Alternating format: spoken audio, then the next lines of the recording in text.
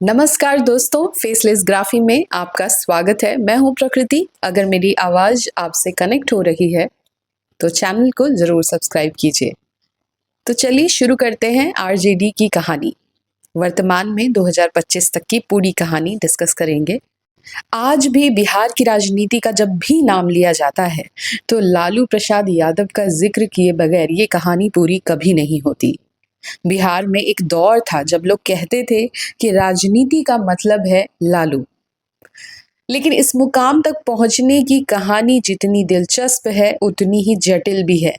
तो चलिए हम बात करेंगे राष्ट्रीय जनता दल यानी आरजेडी की कहानी। 1997 से लेकर के उसकी स्थापना से लेकर सन 2025 अभी तक की पूरी यात्रा हम डिस्कस करेंगे। लालू प्रसाद यादव की जो राजनीति की शुरुआत होती है वो छात्र राजनीति के तौर पर होती है। सन 1970 के दशक में जब वो पटना यूनिवर्सिटी के छात्र संघ के अध्यक्ष बने थे, तभी से उनके राजनीतिक जीवन की शुरुआत हो जाती है। ये वो दौर था जब जयप्रकाश नारायण का संपूर्ण क्रांति आंदोलन जोर पकड़ रहा था। लालू जेपी आंदोलन से इतने प्रभावित हुए कि उन्होंने अपना करियर समाजवादी विचारधारा को समर्पित कर दिया। वहीं से शुरू हुई उनकी जमीनी राजनीति। 1977 में लालू यादव पहली बार छपरा से लोकसभा पहुंचे, यानी लोकसभा की सीट उन्होंने जीती छपरा से। उस समय जनता पार्टी की लहर थी। उसके बाद उन्होंने पीछे मुड़कर कभी नहीं देखा। 1980 और 1985 में वो विधायक बने और फिर 1990 में एक बड़ा मोड़ आया जब लालू प्रसाद यादव बिहार के मुख्यमंत्री बने। उस समय उनके पास मजबूत ओबीसी जनाधार था, यानी अदर बैकवर्ड क्लासेस में उनकी काफ़ी पकड़ थी और उन्होंने मंडल कमीशन को लेकर बड़ी भूमिका भी निभाई थी। यही वो समय था जब अति पिछड़ों और मुसलमानों का समर्थन आरजेडी के साथ जुड़ता चला गया।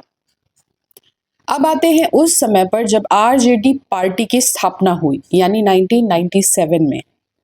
1997 में एक बड़ा मामला सामने आया चारा घोटाला का और सीबीआई ने लालू यादव पर चार्जशीट दाखिल कर दी।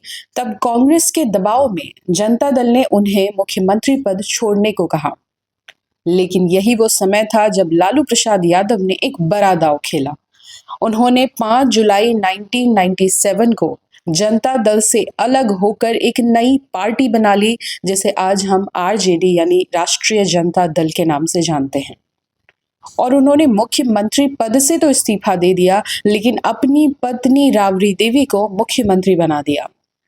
राबड़ी देवी उस वक्त ना तो राजनीति में थी और ना ही कोई प्रशासनिक अनुभव था, लेकिन लालू यादव का जनाधार इतना मजबूत था और सत्ता पर पकड़ इतनी मजबूत थी कि उन्होंने इसे कर दिखाया। अब एक और छोटी सी चर्चा हम इस पर करते हैं कि राबड़ी देवी टोटल कितनी बार मुख्यमंत्री बनी। तो वो 3 बार बिहार की मुख्यमंत्री बनी हैं, पर हर बार कार्यकाल जो है वो 5 वर्ष का नहीं है। जब पहली बार लालू यादव ने उनको मुख्यमंत्री बनाया तो 1997 से लेकर के 1999 के बीच में वो मुख्यमंत्री रही। दूसरी बार फिर से 99 से लेकर के सन 2000 तक वो मुख्यमंत्री रही और तीसरी बार फाइनली 5 साल के लिए सन 2000 से 2005 के बीच में वो मुख्यमंत्री रही। लेकिन ध्यान देने वाली बात ये है, दिलचस्प बात, कि इस पूरे दौर में आरजेडी की जो राजनीति है वो लालू यादव और उनके परिवार के इर्द गिर्द घूमती रही और विपक्ष लगातार परिवारवाद का निशाना उनके ऊपर लगाता रहा। सन 2005 पे अब हम आते हैं। सन 2005 का चुनाव आरजेडी के लिए एक टर्निंग पॉइंट बना। राज्य में बढ़ते भ्रष्टाचार, जंगल राज का आरोप, सत्ता के भीतर अंतर विरोध ने लोगों को आरजेडी से दूर कर दिया। नीतीश कुमार की अगुवाई में एनडीए ने चुनाव जीता और राबड़ी देवी की सरकार गिर गई। इसके बाद लगातार आरजेडी विपक्ष में ही बनी रही। अब 2015 की बात करते हैं। 2015 में लालू यादव ने नीतीश कुमार के साथ हाथ मिला लिया, जिसे महागठबंधन कहा गया। इस गठबंधन ने विधानसभा चुनाव में बीजेपी को कड़ी टक्कर दी और सरकार बनाई। लालू यादव के बेटे तेजस्वी यादव को डिप्टी सीएम बनाया गया। मगर ये गठबंधन ज्यादा दिन नहीं चला और सन 2017 में नीतीश कुमार ने फिर से एनडीए के साथ हाथ मिला लिया। इस पूरे घटनाक्रम के बीच लालू यादव को चारा घोटाले मामले में सजा हो गई और वो राजनीति से दूर चले गए। और फिर आरजेडी की जो कमान है, राष्ट्रीय जनता दल का कमान, उनके बेटे तेजस्वी यादव के हाथों में चला गया। अब तेजस्वी यादव ने धीरे धीरे एक अलग पहचान बनानी शुरू की। उनके भाषणों में आक्रामकता था, मुद्दों पर फोकस और युवाओं से संवाद उनका नया स्टाइल बना। 2020 में अब हम आ जाते हैं और वर्तमान स्थिति 2025 तक की बात करेंगे। 2020 में तेजस्वी यादव के नेतृत्व में आरजेडी ने अच्छा प्रदर्शन किया। आरजेडी ने 243 में से 75 सीटें जीतकर सबसे बड़ी पार्टी बनकर वो सामने आती है।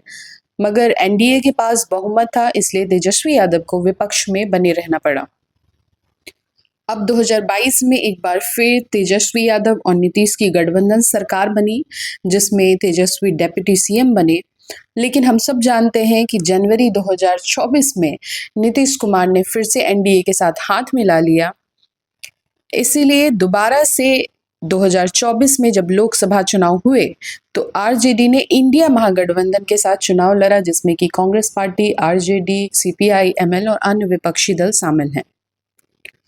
और अब 2025 में बिहार में एक बार फिर विधानसभा चुनाव का माहौल बन रहा है, जहां आरजेडी तेजस्वी यादव को अगला मुख्यमंत्री बनाने के इरादे से लड़ रही है। अब जरा सा हम आरजेडी के वोट बैंक की बात कर लेते हैं। तो आरजेडी की जो सबसे बड़ी ताकत है उसका वोट बैंक है, उसका पिछड़ा वर्ग, अति पिछड़ा वर्ग और मुसलमानों का वोट बैंक।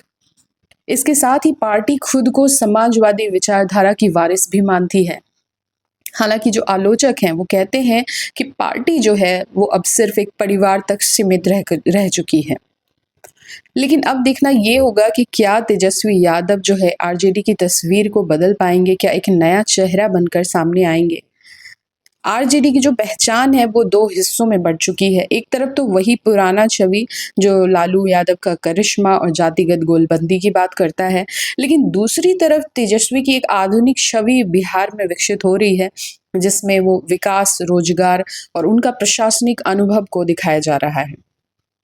आने वाले समय में देखना होगा कि आरजेडी अपनी पुरानी पकड़ को बनाए रखते हुए क्या नया विस्तार कर पाती है या नहीं। तो ये थी आरजेडी की पूरी कहानी।